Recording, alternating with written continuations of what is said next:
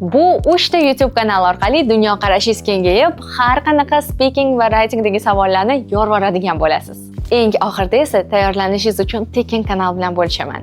Birinchisi The Diary of a CEO. Bu kanalda turli xil podkastlar o'tkaziladi va har xil ilmiy soha vakillari suhbat uchun taklif qilinadi. Shuning uchun high level vocabulary'ni har xil mavzularga oidini yodlashingiz mumkin bo'ladi. Ikkinchisi TED. Bu siz bilgan TED emas, ya'ni faqatgina motivatsion nutqlar emas, balki 3-4 daqiqalik juda foydali bo'lgan mavzulardagi qisqa videolar. U yerda ham juda zo'r topic related vocabulary yodlaysiz. Uchinchisi BBC Ideas. Bu kanalda qiziqarli ijodiy videolar bor va aynan Speaking Part 3, IELTS Writing Task 2 da tushadigan how, what if kabi savollarning javobini shu yerda topishingiz mumkin. Qanday qilib IELTS Speaking imtihoniga to'g'ri tayyorgarlik ko'rib 9 ball olishni bilmoqchi bo'lsangiz, 3 kun davomida bepul dars o'tyapman.